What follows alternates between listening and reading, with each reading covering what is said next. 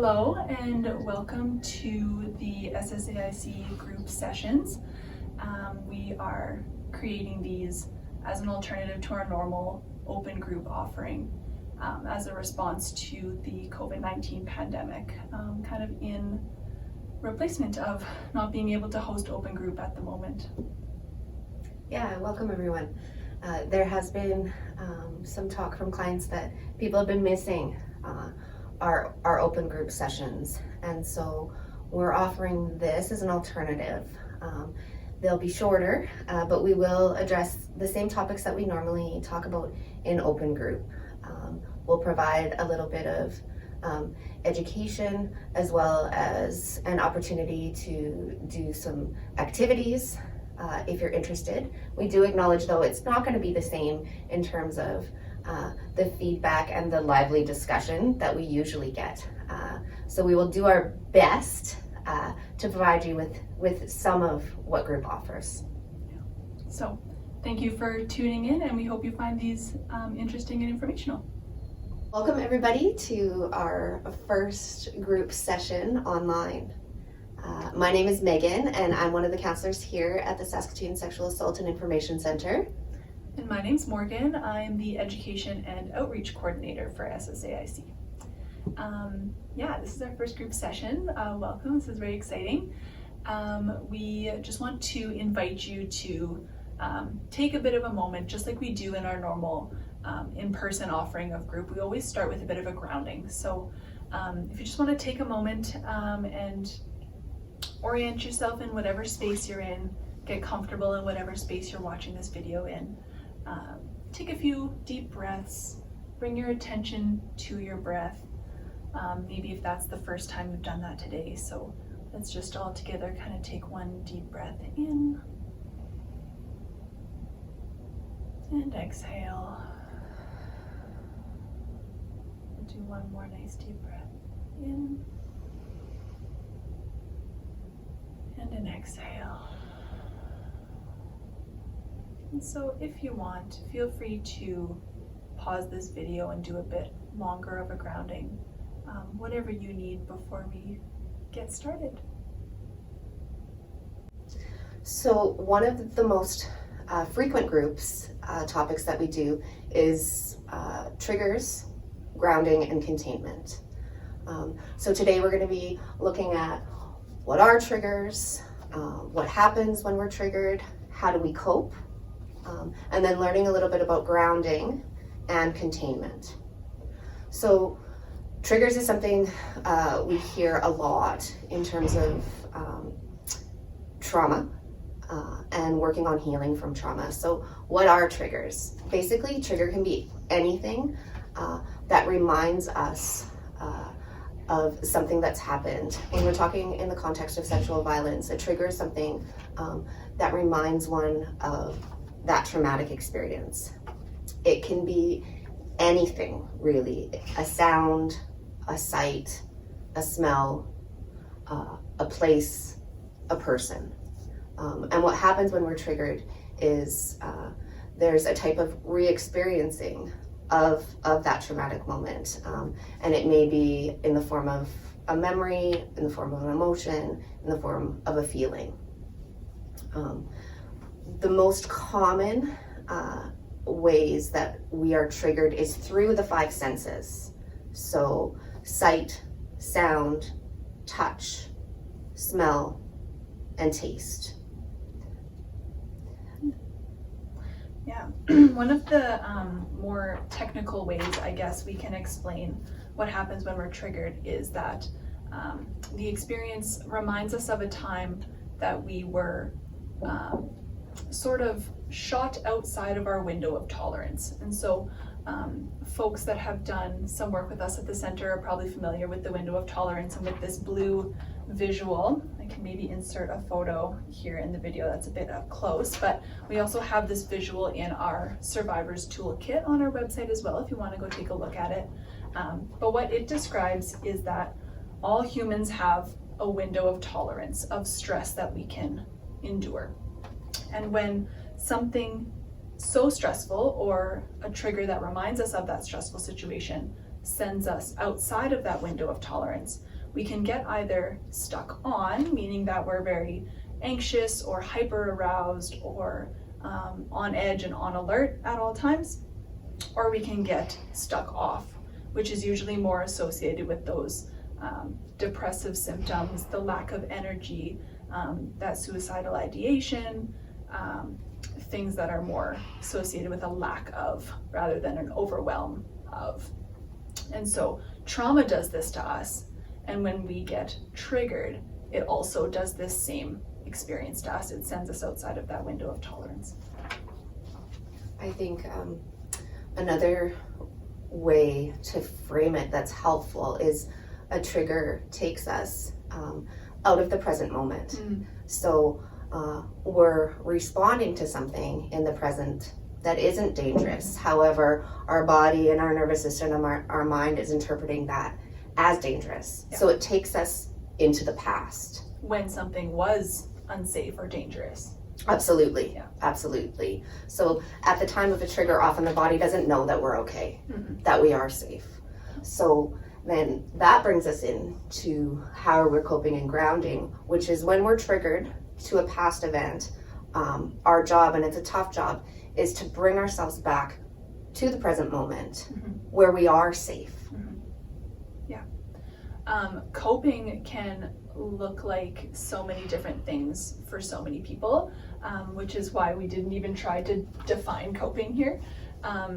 Coping can be anything as simple as stopping and taking some breaths, stopping to reorient ourselves in the space. Those are kind of like the goal, the easiest ones, but so hard to do in the moment when we are feeling triggered. Coping can also look like things like substance abuse. It can look like things like self-harm, because those are ways that we're coping with those extreme emotions, with that stuck on feeling or that stuck off feeling. Excuse me. Yeah, so many different examples of coping. It can even, lots of times it can be things like workaholism or over-exercising or overeating or not eating. It can be so many different things, and all of those things are okay. All of those things keep us alive and give us the opportunity to learn new coping skills and get us by. None of them are like good or bad. They just are, and they kind of keep us going when we need them to. Yeah, this framework of the window of tolerance I find really helpful in taking some of the shame away from ways that people may have coped with the impacts of trauma. Because if my nervous system is stuck on, I'm going to try and do anything to bring it down. So that means I may engage in something, take something, smoke something, drink something to help bring that down. And if I'm stuck off, I'm kind of figure out whatever I can do to help bring myself up, engage in something, take something to help bring that up. So it's actually a brilliant way to learn how to self-regulate. And so when we can identify we're doing that, then we can learn different tools that can cause that same effect to bring us back in to that window of tolerance. Yeah. Which brings us to grounding, this practice that we're going to try and teach you a little bit about today. So grounding is the process of bringing your awareness back to the present moment. So as Megan was saying before, triggers send us outside of the present moment. They send us to the past when something else scary and dangerous was happening. But when we're triggered, usually nothing dangerous and scary is happening in this moment. It's just reminding us of a time when something was scary and dangerous. Of course, if something dangerous is happening, we should seek help for that. But typically triggers themselves are not dangerous and scary. So we need to bring ourselves back to this present moment and reorient ourselves in the now.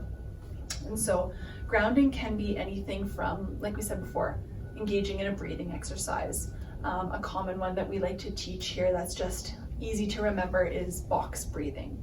So that's inhaling for 4 seconds, counting in your head, or tapping on your leg to count to 4, holding that breath for 4 seconds, exhaling for 4 seconds, and then holding that exhale for another 4 seconds. And so that creates your little box. And you can do that one anywhere. No one really knows that you're doing it, so it's a good one to kind of have in your back pocket.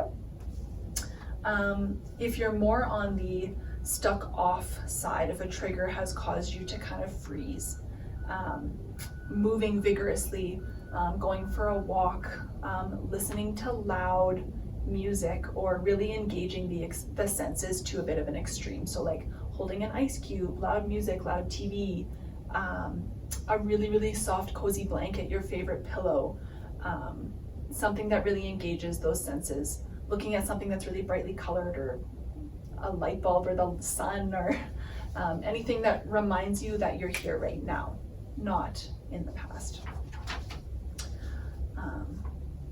Yeah, I think some of these sound really simple, but the simpler the exercise is, the better, actually. Yeah. And it, just like those 5 senses will trigger us to the past, those 5 senses are the most powerful ways to re-enter that present moment. So the simpler the tool, the more likely we're going to use it, and the more likely we're going to have success in doing so. And when we're triggered, our brains are no longer operating on like full capacity. We're kind of in that survival mode, that fight, flight, or freeze mode. So right now they sound super simple, but when the front of your brain is kind of shut down, it won't remember anything more complicated than breathe, use your senses, bring yourself to the present somehow. And even those can be really hard right in the moment. A good way to help your body remember those in those stressful moments is to practice them when you're not triggered. Start practicing engaging in your senses. Check in with yourself once throughout the day, or more often throughout the day whenever you remember. How am I feeling right now? Do I feel any sensations on my hands? Am I cold?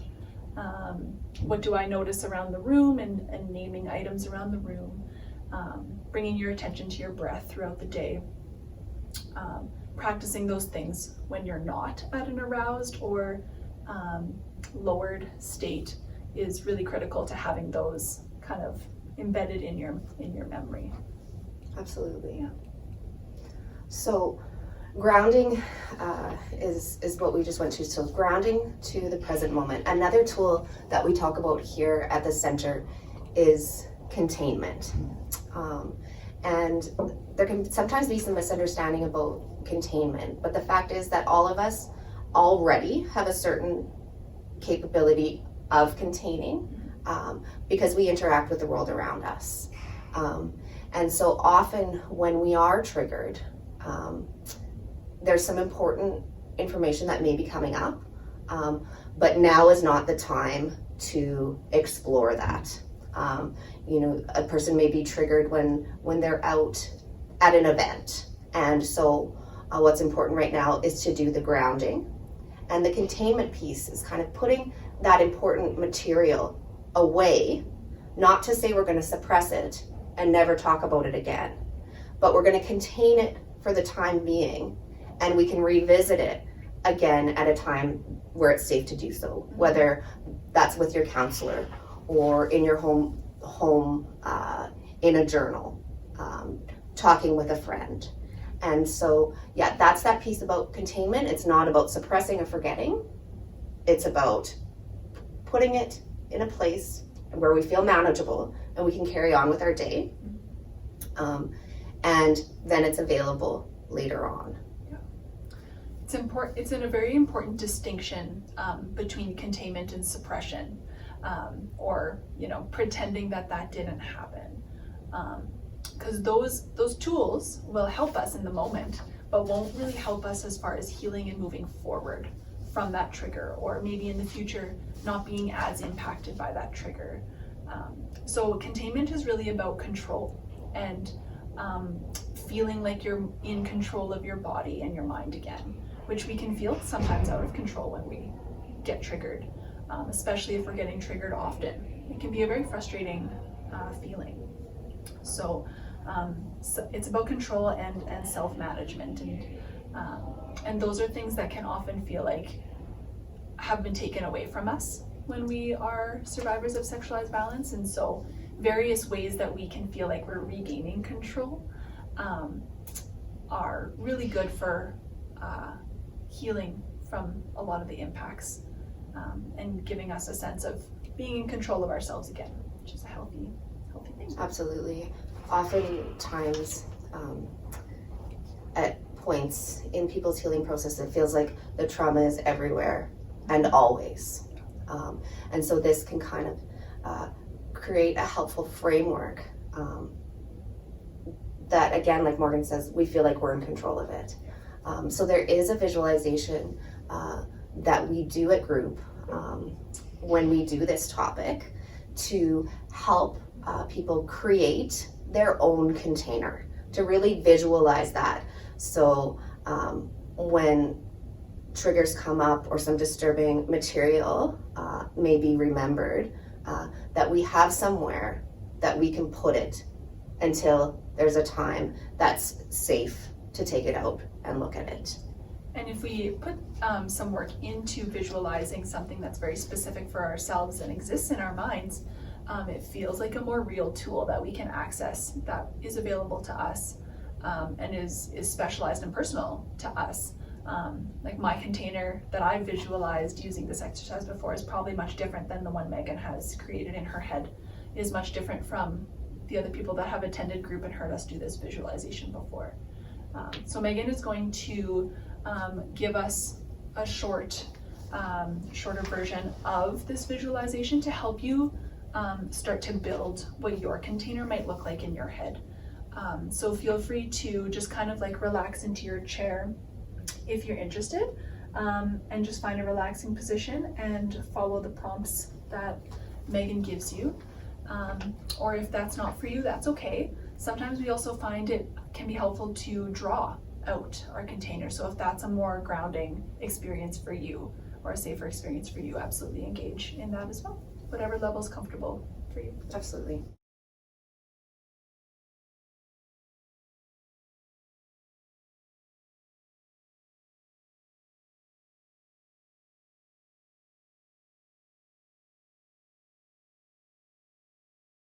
So thanks for tuning in to our triggers and grounding group session today. We hope you found it helpful for what you needed today. Feel free to revisit this video in the future if you want to listen to the grounding again, or this containment visualization again, or get some ideas for some other grounding things. You can also view the full grounding containment in our survivors toolkit on our website as well if you want to take a look at it yourself. But we will see you in the next one. Thanks. Goodbye, everybody.